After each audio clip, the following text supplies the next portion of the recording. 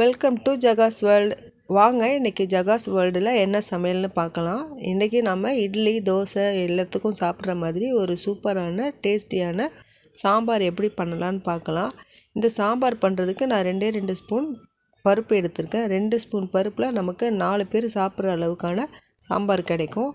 இது ரொம்ப ஹெல்த்தியாகவும் இருக்கும், டேஸ்டியாகவும் இருக்கும், பண்ணுறதும் ரொம்ப ஈஸி. இந்த இட்லி சாம்பாருக்கு நான் 2 ஸ்பூன் சிறுபருப்பு எடுத்திருக்கேன். இதை பாசிப்பருப்புன்னு சொல்லுவாங்க. இதுதான் போடணும்னு இல்லை, நீங்கள் துவரம் பருப்பு போட்டாலும் நல்லா தான் இருக்கும். இதில் அந்த 2 ஸ்பூன் பருப்பில் 2 மீடியம் சைஸ் தக்காளி, நல்லா பழுத்த தக்காளி சேர்த்துக்கோங்க. ஒரு சின்ன சைஸ் வெங்காயம் போட்டுக்கோங்க. 2 பச்சை மிளகாய் போட்டுக்கோங்க. உங்களுக்கு வேணும்னா இன்னொன்று கூட சேர்த்துக்கோங்க.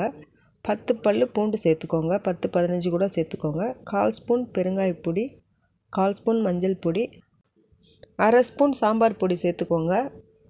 இந்த ஸ்டேஜில் சாம்பார் பொடி போட்டிங்கன்னா தான் இட்லி சாம்பாருக்கு ரொம்ப நல்லாயிருக்கும். ஒரு சிலர் கடைசியில் சேர்ப்பாங்க. நம்ம எப்பவும் பண்ணுற சாம்பார் கடைசியில் போடுவோம் இல்லையா, அந்த மாதிரி சேர்ப்பாங்க. இட்லி சாம்பாருக்கு மட்டும் நீங்கள் இந்த மாதிரி சேர்த்து பாருங்கள், ரொம்ப நல்லாயிருக்கும். சாம்பார் பொடி சேர்த்ததுக்கப்புறம் 1 டம்ளர் 1.5 டம்ளர் அளவு தண்ணி வச்சு ஒரு 2-3 விசில் வச்சு எடுத்து கடைஞ்சி வச்சுக்கோங்க. பருப்பு வேக வைக்கும்போது உங்களுக்கு வேணும்னா 1/4 ஸ்பூன் அளவு சீரகம் சேர்த்துக்கோங்க, ரொம்ப நல்லாயிருக்கும்.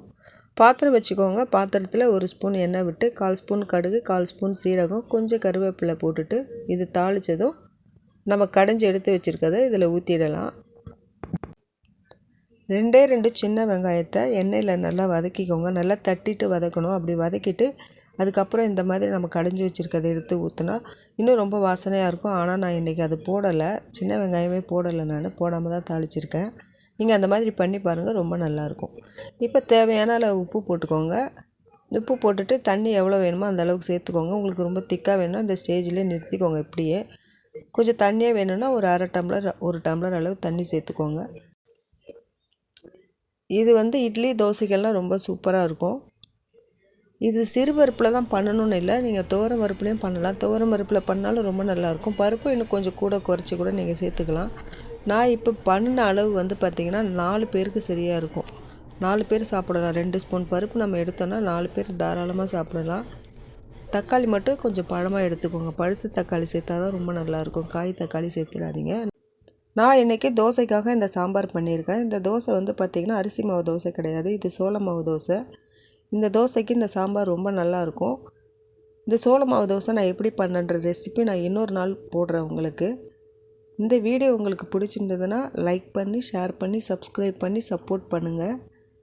நான் இன்னும் நல்ல வீடியோஸ் உங்களுக்கு போடுறேன். ஆல்ரெடி என்னோடய சேனலில் நிறைய வீடியோஸ் போட்டிருக்கேன், போய் பாருங்கள். அந்த வீடியோஸ்லாம் உங்களுக்கு பிடிச்சிருந்ததுன்னா என்னோடய சேனலை சப்ஸ்கிரைப் பண்ணி வச்சுக்கோங்க.